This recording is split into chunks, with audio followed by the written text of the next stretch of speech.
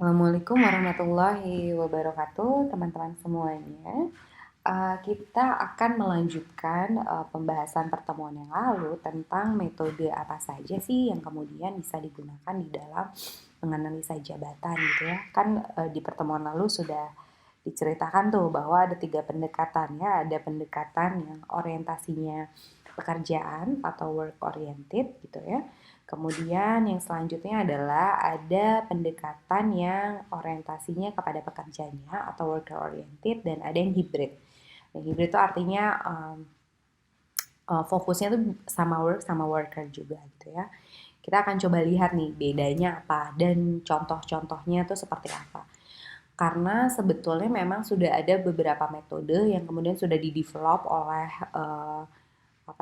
para ahli sebelumnya, tapi lagi-lagi yang perlu diingat oleh teman-teman adalah bahwa bahkan setiap orang gitu ketika sudah memahami konsep metodologi dan kemudian juga konsep analisa jabatan dengan baik, itu sebetulnya bisa meramu sendiri metode apa sih yang kemudian mau dipakai atau menciptakan sendiri metode yang bisa dipakai dalam menganalisa jabatan. Jadi nanti kalau teman-teman mau searching itu bisa banyak banget ketemunya. Nah, ini dia ya, tiga hal ini, tiga pendekatan ini yang secara umum bisa mewakili dari berbagai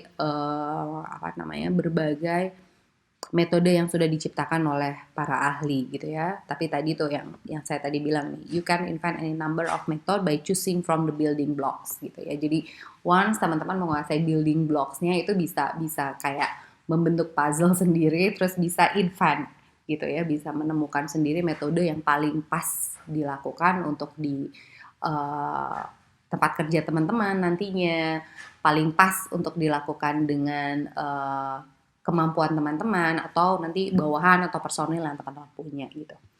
Nah, yang pertama adalah work oriented method. Jadi metode yang berorientasi pada pekerjaannya gitu ya. Dibilang concentrate primarily on what the worker does gitu ya. Jadi betul-betul berkonsentrasi atau fokusnya itu pada apa yang dilakukan oleh pekerjanya, oleh karyawannya, termasuk tugas-tugas, kemudian alat dan mesin yang dipakai, caranya melakukan pekerjaan itu seperti apa, kemudian itu dilakukannya di mana, kapan itu dikatakan selesai, kan kemudian untuk mendokumentasikan dan mengkomunikasikan pemahaman mengenai hal tersebut. Nah, beberapa metode yang kemudian sudah diciptakan oleh ahli yang kemudian banyak dipakai itu contohnya adalah keempat metode ini, yaitu time motion study, kemudian functional job analysis, kemudian ada task inventory, dan ada critical incident technique. Nanti saya akan memberikan contoh yang functional job analysis nanti di belakang ya. Nah, kemudian pendekatan yang kedua adalah worker oriented method. Sesuai dengan judulnya, maka kemudian dia orientasinya kepada pekerja. Yang disebut dengan orientasi kepada pekerja itu yang seperti apa? Jadi dia fokus pada atribut atau karakteristik yang diperlukan seseorang gitu ya, yang diperlukan karyawan untuk bisa mengerjakan pekerjaannya itu dengan berhasil, dengan sukses gitu. Lebih ke berarti kalau misalnya gampangnya ini berarti lebih ke mana ya gitu ya, lebih ke spesifikasi dan requirement-nya gitu ya. Jadi kita mendefinisikan knowledge, skill, attitude atau karakteristik-karakteristik yang lain. Nah, contohnya dari metode-metode yang sudah diciptakan para ahli itu di situ ada job element method, kemudian position analysis questionnaire, kemudian trait based worker oriented method itu ada contohnya threshold threat analysis system, kemudian the ability requirement skills, kemudian occupational universe pattern, dan kemudian ada cognitive task analysis gitu ya. Ini banyak banget nih. Saya akan menjelaskan contohnya satu saja, nanti di belakang itu adalah position analysis questionnaire atau PAQ. Dan yang berikutnya adalah kombinasi dari kedua orientasi yang tadi sudah ada di atas tuh. Dia hybrid method itu orientasinya sekaligus berorientasi kepada pekerja gitu ya, mengenai tadi KSAO-nya, juga berorientasi pada pekerjaannya, mengenai pekerjaan itu melakukan apa, kapan dilakukannya, di mana dilakukannya, kapan dikatakan berhasil gitu. Nah, uh, metode yang sudah diciptakan para ahli gitu ya, itu contoh-contohnya seperti yang ini, ada combination job analysis method, kemudian ada multi method job design questionnaire, kemudian work design questionnaire, kemudian occupational information network atau ONET. Nah, yang saya akan jelaskan itu yang terakhir. Nah, yang terakhir itu dibuatnya dan banyak sekali sekarang jadi rujukan kalau teman-teman kemudian lihat riset terkait dengan pekerjaan gitu, yang ONET itu banyak sekali jadi rujukan, dan itu dibuat dengan sangat baik gitu ya, well developed, dan kemudian berdasarkan riset itu oleh semacam Kementerian Ketenagakerjaannya Amerika gitu. Nah, saya akan kasih contoh satu functional job analysis. Functional job analysis ini juga sama nanti seperti ONET, perjalanannya itu dia diinisiasi oleh US Department of Labor, jadi Departemen Ketenagakerjaan Amerika. Dan siapa yang melakukan? Yang melakukan itu adalah job analyst yang sudah dilatih gitu ya, memang yang sudah terlatih gitu. Nah, ada tiga tahapan gitu ya dari functional job analysis. Yang pertama ada preparation atau persiapannya, kemudian gathering information, cari informasinya, dan kemudian mendescribe pekerjaannya gitu ya. Hasilnya itu adalah deskripsi dari pekerjaannya.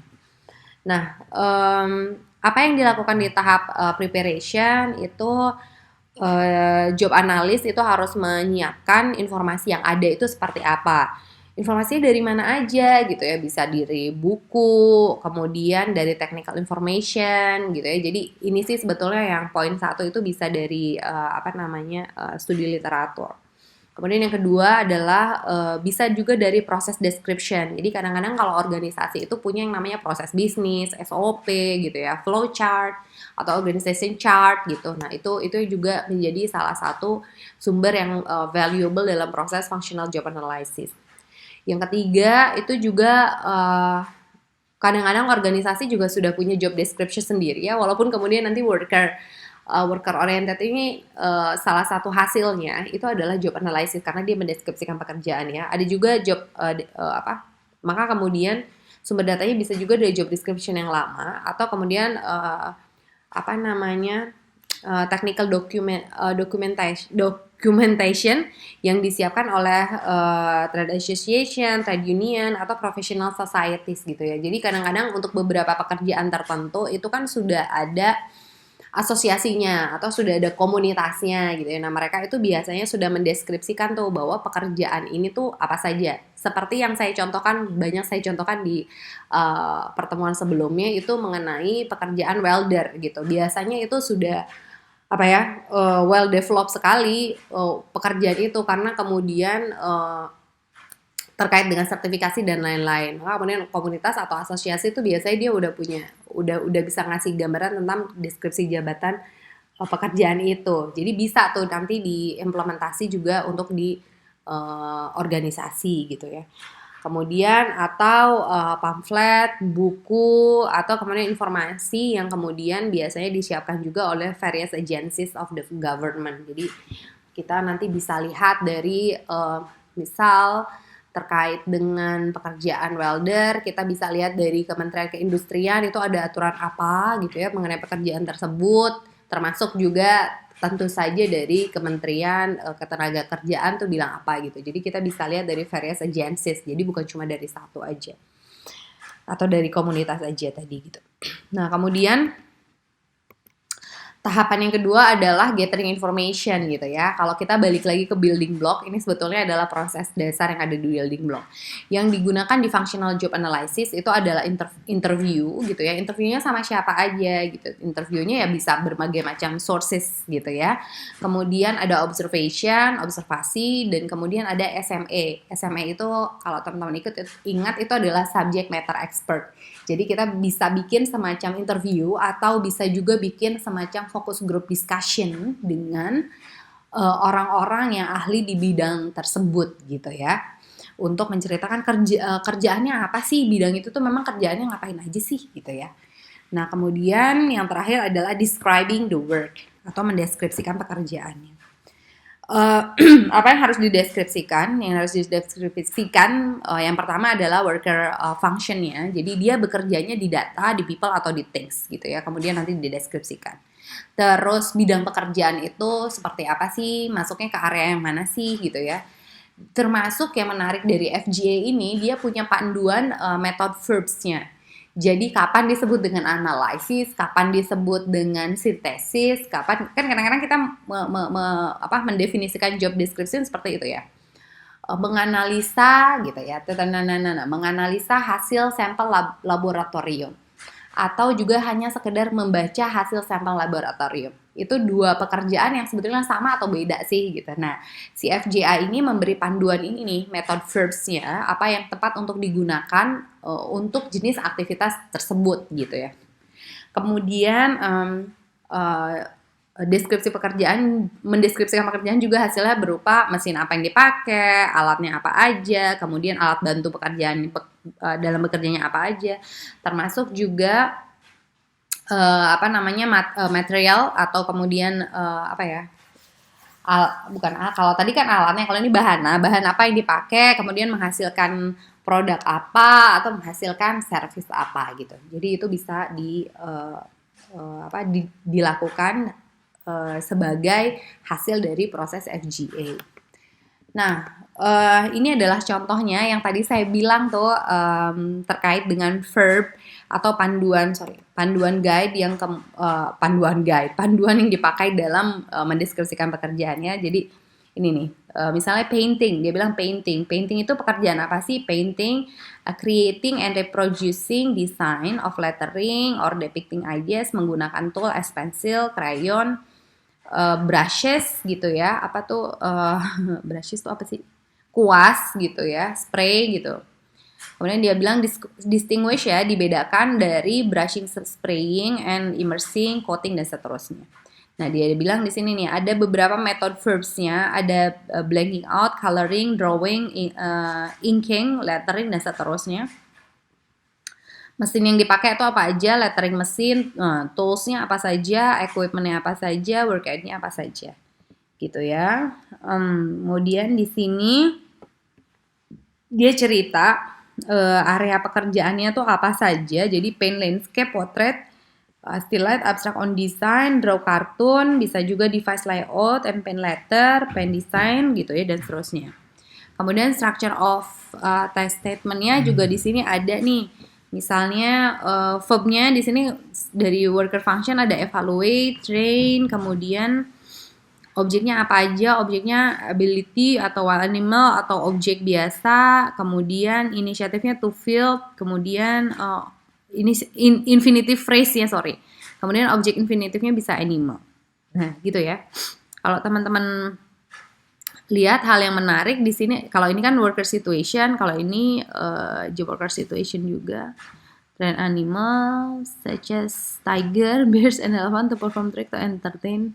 Ini pekerjaan apa sih sebenarnya? Perform. Kayaknya ini orang sirkus kayak ini nih. Compare positive motion picture film, with reference detect irregularity, gitu ya. Jadi mereka tuh sudah punya panduan yang seperti ini untuk bisa mendefinisikan satu kalimat utuh gitu, supaya kemudian lebih terstandar gitu. Kayak tadi tuh, misalnya kalau waktu itu saya pernah menemukan ada mahasiswa bikin job description yang tulisannya itu menganalisa hasil lab. Terus saya bilang sebentar, ini yang disebut dengan menganalisa hasil lab itu dia hanya membandingkan dengan standarnya atau kemudian dia harus membaca dengan proses analisa gitu. Karena waktu itu untuk job description staff lab kalau nggak salah. Biasanya kan ada dua tuh ya levelingnya, ada staff labnya, kemudian ada nanti dokter radiologisnya misalnya. Kalau kemudian itu radiologi. Nah, yang dilakukan staff labnya itu kan bukan menganalisa sebetulnya, tapi lebih kepada membaca. Jadi hanya comparing antara result sama kemudian standar normalnya seperti apa gitu ya. Nah, tapi kalau misalnya dokter itu menganalisa yang lebih tingginya lagi gitu, yang prosesnya tuh lebih kompleks daripada sekedar melihat panduan. Nah, Selanjutnya saya akan memberikan contoh mengenai yang worker oriented gitu ya, atau yang berorientasi pada pekerjanya. Itu adalah ada position analysis questionnaire. Nah, PAQ ini di-develop tahun 60-an oleh Ernest McCormick. Kalau teman-teman iseng itu bisa banyak banget sebetulnya macam-macamnya, tapi kalau untuk yang punyanya McCormick yang di-develop sampai sekarang sebetulnya itu berbayar memang. Nah, formulanya itu sangat sederhana sekali sebetulnya ya. Prinsip dasarnya psikologi bahwa organisme kemudian mereceive stimulus gitu ya, menerima stimulus dan kemudian membuat respons gitu kan ya. Nah, jadi yang didefinisikan adalah responsnya tuh yang efektif yang seperti apa. Lagi-lagi ini juga biasanya untuk melakukan PAQ ini harus ada pelatihannya dulu nih gitu. Jadi yang melakukan adalah job analyst yang kemudian sudah ditrain mengenai PAQ. Nah, metodenya melalui apa? Observasi, ada interview dan ada questionnaire. Nah, PAQ ini didesain untuk dia bilang menemukan dua tujuan, untuk mencapai dua tujuan primer. Yang pertama adalah untuk mendevelop standardized approach to identifying person requirement. Jadi untuk membantu menyusun requirement gitu ya, atau job spec atau job rec gitu. Dan kemudian yang kedua adalah untuk membantu organisasi dengan job evaluation. Nah, ini tahapan yang lebih advance nih dari sekedar job requirement, karena job evaluation itu termasuk menilai kira-kira jabatan ini tuh nilainya berapa gitu ya, sehingga nanti relatednya adalah dengan reward gitu ya, dengan kira-kira nih gajinya cocoknya berapa nih kalau nilainya segini gitu. Nah, itu kan juga salah satunya dinilainya harus dari persyaratannya itu harus seperti apa gitu untuk melakukan pekerjaan itu, untuk perform pekerjaan tersebut. Nah, ini adalah contohnya gitu ya. Ini structure-nya, sebelah kini adalah structure-nya. Jadi teman-teman bisa lihat di sini structure di sini jadi kayak blueprint-nya gitu ya, teman-teman. Nah, ini misalnya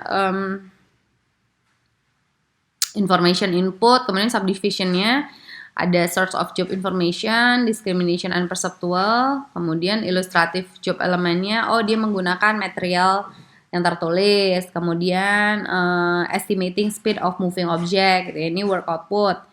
Apakah menggunakan physical devices, integrative manual activities gitu ya, general body activities pakai enggak, kemudian apakah perlu manipulation coordination activities, iya ternyata dia menggunakan keyboard device, kemudian dia handling object atau material, kemudian body activitiesnya dia harus climbing misalnya gitu ya, hand arm manipulationnya seperti ini misalnya. Nah, kemudian nanti ini dibikin custom gitu ya PAQ-nya. Kemudian nanti dinilai gitu dari responnya. Misal kayak ini, ada nggak ya yang sama-sama di sini? Nggak ada ya. Oke. Misal yang ini extent of use nih, misalnya yang paling atas nih ada touch gitu ya. Pressure, pain, temperature, moisture, feeling the texture of surface. Apakah kemudian itu ada? Apakah kemudian itu ada tapi nggak sering? Apakah ya tempo-tempo? Apakah ya udah sedang-sedang moderate? Apakah ya memang cukup banyak? Atau kemudian memang itu sangat sangat dominan gitu. Nah, nanti bisa memilih di antara ini mengenai touch gitu ya. Kemudian ini juga let's say special code ya, education using the response scale below indicate the level of knowledge typically acquired through formal education that is required to perform this job gitu ya. Do not consider technical or vocational school training. Nah, apakah kemudian pekerjaan itu membutuhkan edukasi tingkat pendidikan yang levelnya seperti apa gitu ya. Nah, ada pilihan jawabannya doesn't apply gitu, kemudian less than required for completion. Kemudian completion of high school, jadi cukup SMA aja. Kemudian yang ketiga harus ada college work, atau kemudian harus program 4 tahun. Kemudian yang kelima atau completion of advanced degree, jadi harus ini yang spesifik ya, kayak psikolog, kemudian dokter, kemudian notaris gitu. Nah gitu, yang mana gitu milih gitu. Jadi itu ada item-itemnya sudah standar, dan kemudian nanti ada responnya tinggal milih, terus nanti ada generate ada panduannya juga dalam kemudian mengenerate hasilnya. Oh, ternyata dari sisi ini seperti ini dan seterusnya. Nah, yang terakhir adalah yang orientasinya hybrid, itu adalah ONET. Lagi-lagi ini juga dibangun oleh Department of Labor-nya US gitu ya. Yang menarik adalah ini lengkap banget nih. Jadi ada worker oriented di satu sisi nanti hasilnya, dan ada job oriented di sisi lainnya. Yang worker oriented nanti dari ONET itu kita akan bisa melihat karakteristik apa sih yang kemudian perlu dimiliki oleh si karyawan dalam atau si pekerja dalam melakukan pekerjaan tersebut. Nah, kemudian worker requirement-nya itu seperti apa gitu ya, dari sisi skill, knowledge, sama education.